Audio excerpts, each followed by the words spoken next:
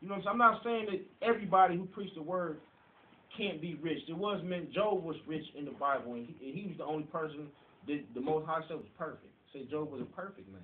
You know what I'm saying? But that's one and far and few and in between. You know what I'm saying? All of these pastors got major bread. You know what I'm saying? If they ain't got millions, they got hundreds of thousands. You know what I'm saying? So how is it, you know what I'm saying, that the scriptures telling you these men are not supposed to be greedy, but almost all these pastors got, you know what I'm saying, an abundance of wealth. You know what I'm saying? So now we're going to go to the book of 1 Titus chapter 1, verse 7.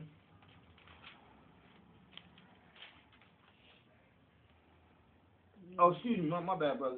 We're going to go to the book of 1 Timothy chapter 3, verse 8.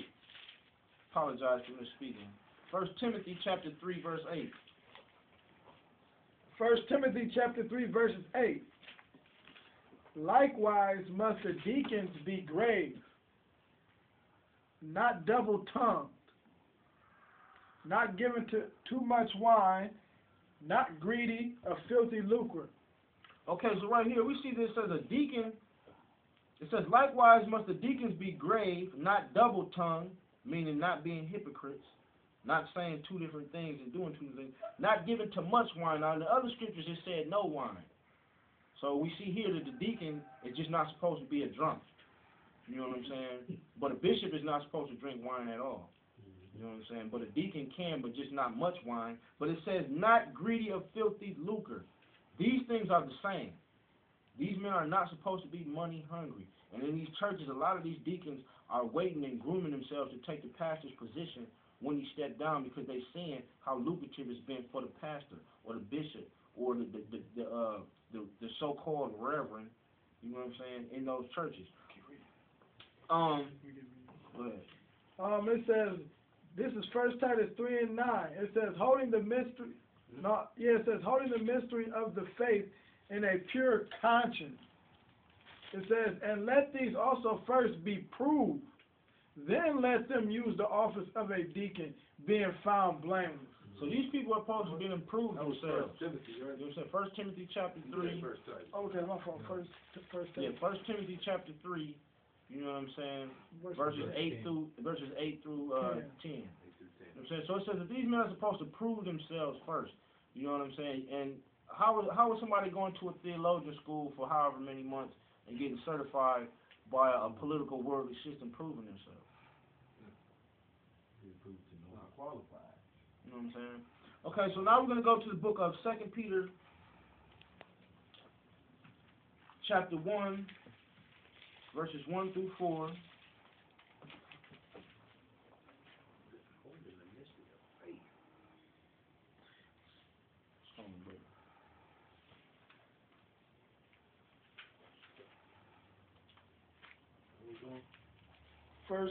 Second Peter chapter 1, verses 1.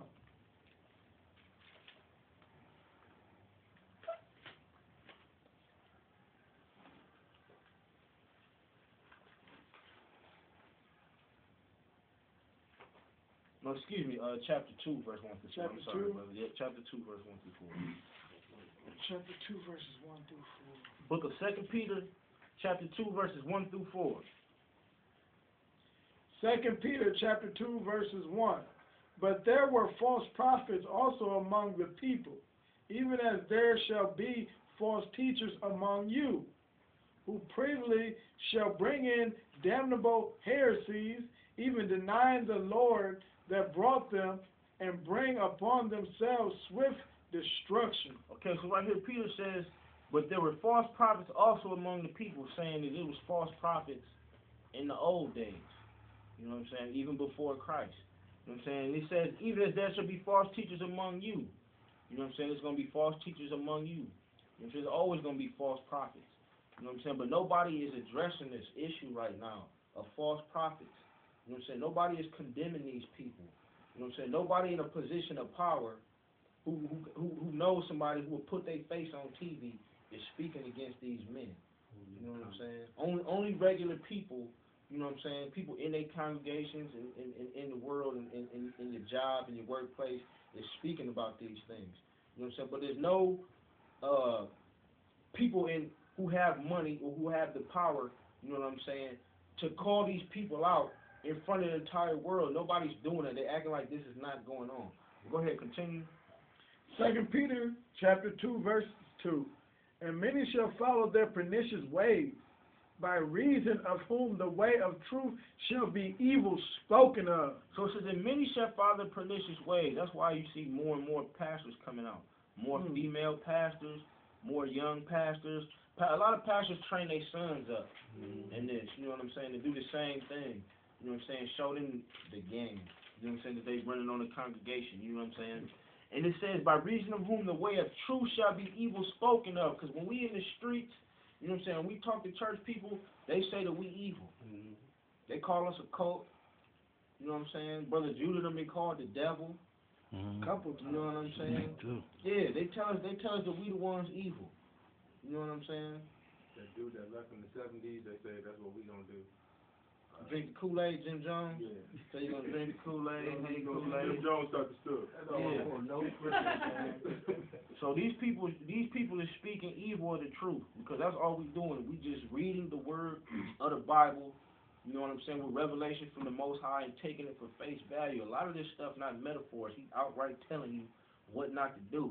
You know what I'm saying? Don't take no whole bunch of parable deciphering. It's not all parables and metaphors. This stuff is, you know what I'm saying? Remember to keep the Sabbath holy. Ain't no parable about that. That's your interpretation. You know what I'm saying? Yeah. You know what I'm saying? Go ahead, continue. 2 Peter chapter 2, verses 3.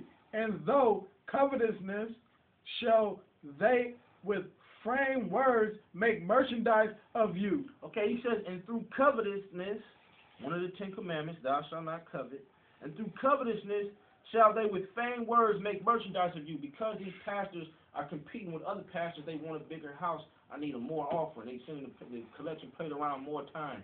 And so we're going to go ahead and take another offering for the building fund. Now we're going to take a offering for the missionary fund. You know what I'm saying? Now we're going to take an offering for our guest speaker. You know what I'm saying? Because they want more material things, they making merchandise of the congregation. You know what I'm saying? Yeah. Go ahead, continue. 2 Peter, Go ahead, just continue. Okay. Judgment. Yeah. whose judgment now of a long time lingereth not, and their damnation slumbereth not. Okay, so the Most High letting you know that, you know what I'm saying, pretty soon he gonna judge these people, and by judge them, he means physically, like something gonna happen. Not like when people say, when you tell somebody, when you give somebody an open rebuke, and they be like, well, you can't judge me. I'm not judging you. You know what I'm saying? I'm giving you an open rebuke. You know what I'm saying? Nothing is happening to you. When you get judged by a white man, you get a fine or you get locked up. Something happens after he speaks them words. You know what I'm saying? Something's going to happen to these false prophets. You know what I'm saying? Because we speaking the word of the Most High right now. We warning them to change their ways. They not. We warning the sheep that's at their churches to lead in churches. Most of them not. You know what I'm saying? But soon, their damnation is going to come. You know what I'm saying? Go ahead, continue. 2 Peter chapter 2, verses 4. For the Most High spared not the angels that sinned, but cast them down to hell, and delivered them into chains of darkness, to be preserved unto judgment. Okay, so he says, for if the Most High spared not the angels that sinned, but cast them down to hell and delivered them into chains of darkness to be reserved unto judgment. You know what I'm saying? So what you think is going to happen to them? The same, because they surely ain't no angels. You know what I'm saying? So this is what they got coming. You know what I'm saying? And Peter spoke of in the first verse. He said that it was these things happens in the old times. You know what I'm saying? This is nothing new. You know what I'm saying? Satan don't try nothing new. He just disguises it. But it's the same tricks he's been using before, and he used the same type of people to do these things. So we're gonna go into the Old Testament and see if we can find an example in the book of 2 Samuel. It's before Kings, the book of 2 Samuel, chapter 8.